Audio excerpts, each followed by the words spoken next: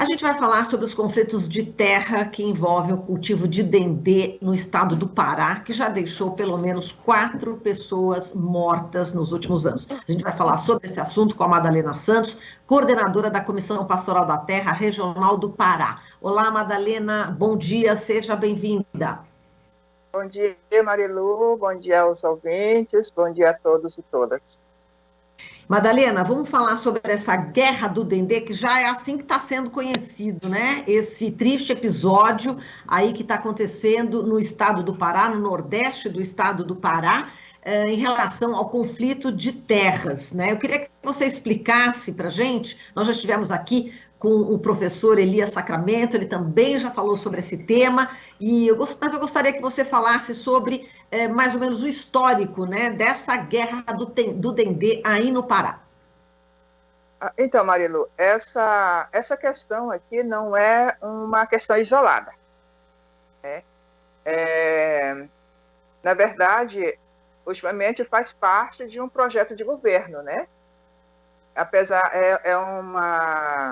é um conflito que já dura 20 anos, aqui na região do Acará, Alto Acará e Baixo Acará, mas nesses últimos anos tem se acirrado bastante, principalmente nesses últimos meses, e a gente entende que é essa política de governo que tem um projeto que incentiva a perseguição às comunidades tradicionais, que patrocina a invasão dos seus territórios, que incentiva os madeireiros, grileiros, garimpeiros a invadir os territórios já tradicionalmente ocupados pelas comunidades tradicionais. Então, assim, não é um fato isolado em si, né? Nesses últimos tempos, é um projeto de governo que patrocina essa invasão e esse conflito e a violência contra as comunidades tradicionais. Exato. Aí, nesse caso, na cidade de Acará, como você falou, né, a gente tem aí também Acará, em Tomé-Açu também, né, no Acará em relação também às famílias quilombolas, né, e também temos as comunidades indígenas. Mas o fato é que as empresas estão invadindo os territórios dessas comunidades tradicionais, é isso, Madalena? Isso mesmo, Marilu. Essas empresas chegaram na região do Acará uns 20 anos atrás. E as comunidades tradicionais estão há centenas de anos, né, nos territórios, ocupando os territórios.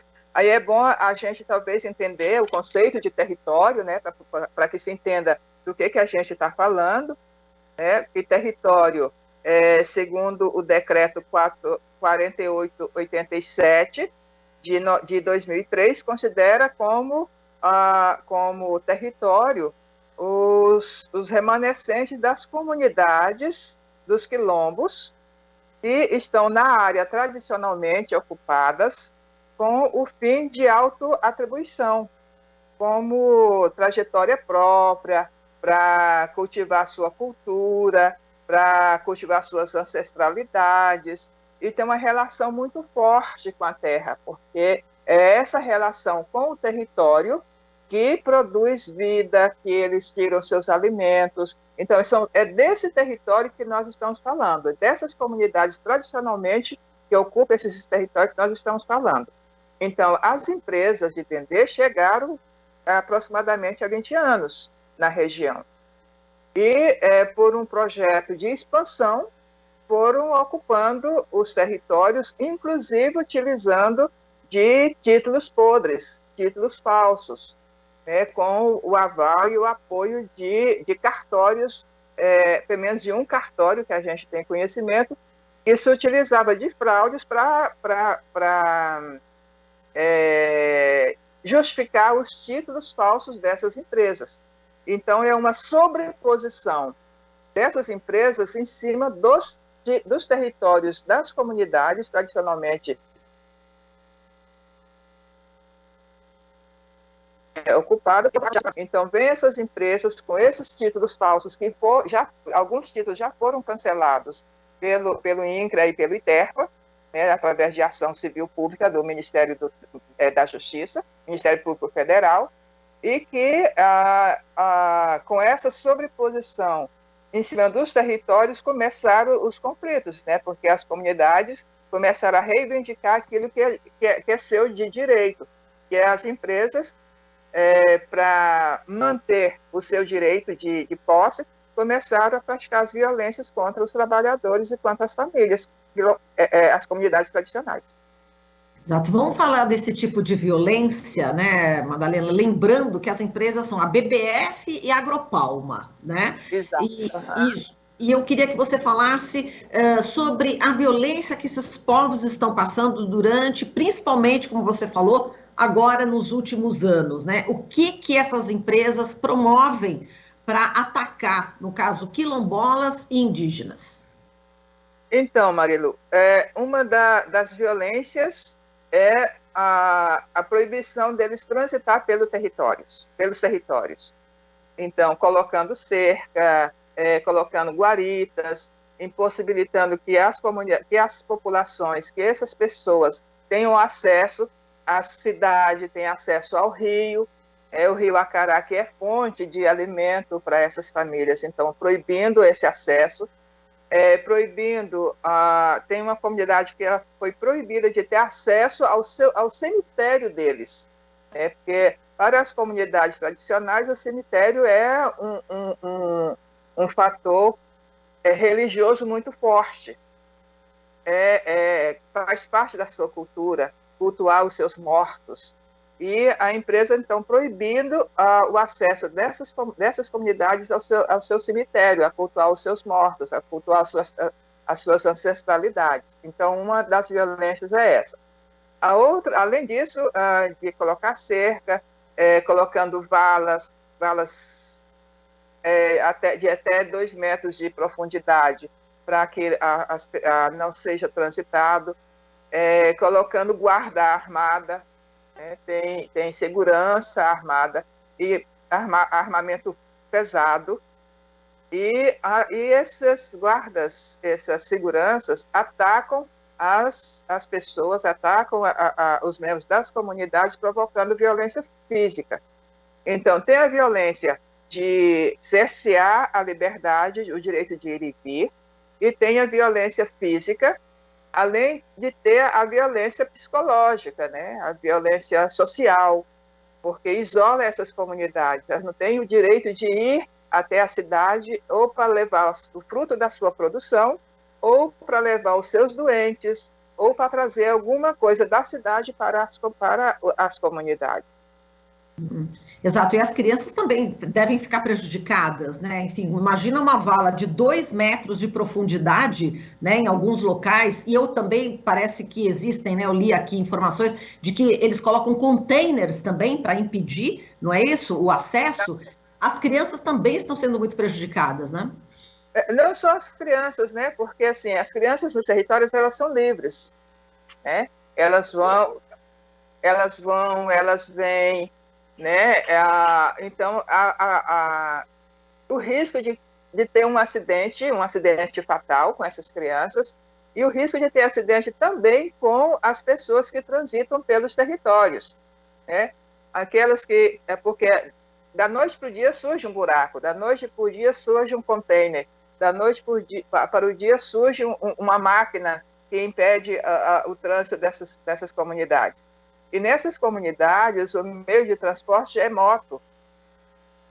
Então, uma pessoa que vem de moto e é surpreendida por uma vala, ou por um container, ou por uma máquina na estrada, é um acidente que pode ser provocado e que pode vitimar os membros das comunidades. Falando em vítimas, a gente sabe que 4 pessoas, né, foram assassinadas exatamente na região por conta desse conflito, né? A gente tem aqui os nomes, aí você pode contar as histórias, né, Madalena? O Abiair Amaral Guzmão, a Josivane Amaral Guzmão, Artêmio Guzmão, portanto, pelo sobrenome a gente já percebe que eles são todos da mesma família, e o Nazildo dos Santos Brito. Eu queria que você relembrasse um pouco esses assassinatos, né, com requintes aí de crueldade, inclusive. Então, quando eu cheguei na região, esses assassinatos já tinham acontecido, né? Então, eu tenho poucas informações acerca desses assassinatos. Eu só sei que foram violentos e que a causa principal desses assassinatos é a luta pelo território. São lideranças quilombolas que se contrapuseram, que se opuseram a essa dinâmica das empresas e que os seguranças, né, que o nome é segurança, mas na verdade é a utilização da pistolagem, que hoje é altamente aprovada pelo governo federal, incentivado pelo governo federal, e as empresas os fazendeiros, os grileiros, se protejam com armamento pesado. Né? Haja vista o último assassinato que nós tivemos aqui na Amazônia, né, do Dom e do Bruno, com uma crueldade extrema, né, assim, que é inominável o que aconteceu. Né? E tudo isso porque os grileiros, os fazendeiros, os garimpeiros e os pistoleiros que estão a serviço desses grupos se sentem muito à vontade de praticar esses atos, porque tem a garantia da impunidade. Ia tocar exatamente nessa questão da impunidade, né? Estamos vendo aqui, pelo menos nesses 3 episódios, né? A comunidade quilombola da Amarqualta, né? Está pedindo justiça, porque nenhum dos casos teve condenação, né? Dos autores dos crimes. Quer dizer, isso aí justamente faz com que outros crimes aconteçam, não é isso, Madalena? Marilu, tem casos que o inquérito nunca foi terminado. Então, assim, começou o inquérito, se engavetou a investigação e as coisas não andam, não chega a um desfecho final. Né? Não chega aliás, não chega nem a identificar quem são os mandantes. Né? Então, assim, um processo de impunidade que começa desde a base, desde a instalação do inquérito policial para investigar, para determinar o executor e os mandantes, e não se conclui. Então, assim, dificilmente se chega a identificar os mandantes, porque não existe um interesse do Estado em chegar a essas pessoas, né? E patrocinar a justiça que as comunidades e as famílias desses assassinados têm direito. Agora, a gente também pode citar um outro tipo de violência, que é o uso de agrotóxicos, né, nas plantações de dendê da Biofuels, né, a BBF, que está contaminando o ambiente, os rios, e o veneno aí está provocando sérios danos à saúde, né, das pessoas, né, Madalena? Exatamente, Marilu. Existe um resíduo da produção do dendê, que é chamado de bórnia, que é jogado diretamente nos igarapés.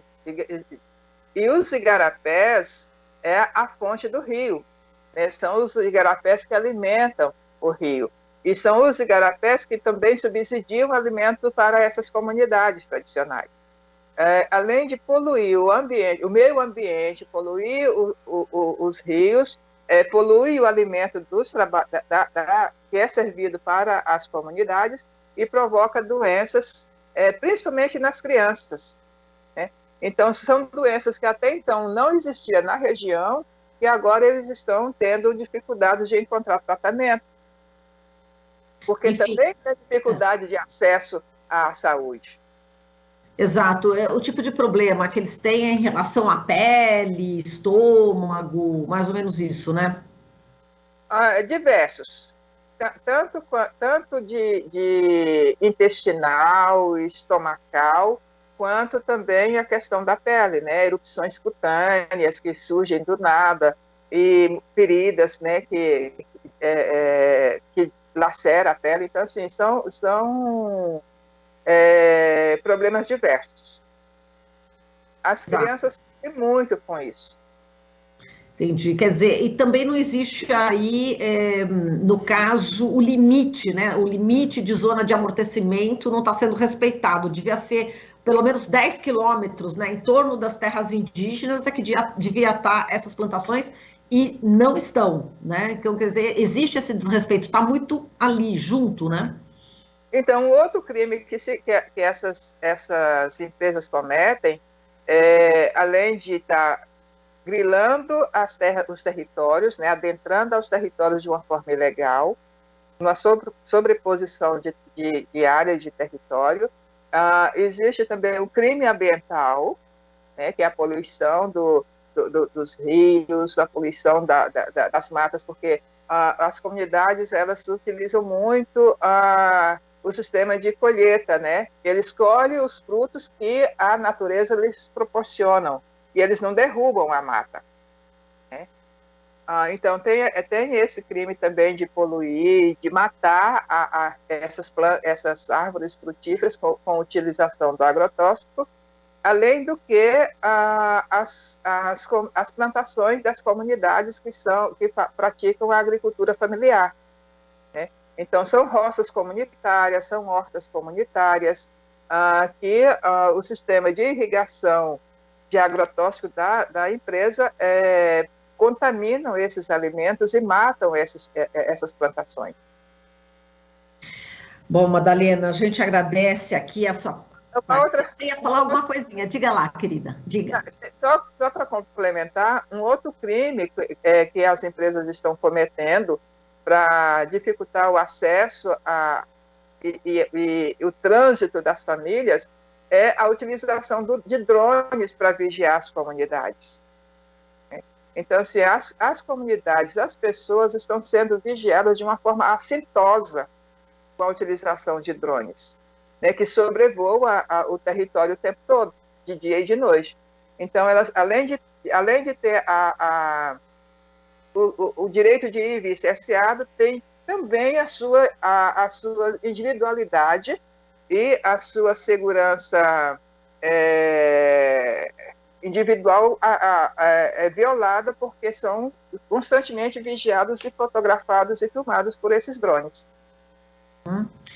Tá certo, Madalena. Bom, agora sim a gente agradece a sua participação, muitíssimo obrigada, parabéns aí por sua luta na defesa dos povos quilombolas, dos povos indígenas, um forte abraço para você e até uma próxima oportunidade, viu? Obrigada, já está à disposição, Marilu. Muito obrigada, querida, um beijo. A gente falou aqui com a Madalena Santos, coordenadora da Comissão Pastoral da Terra Regional do Pará. Você está ouvindo Jornal Brasil Atual. As notícias que os outros não dão.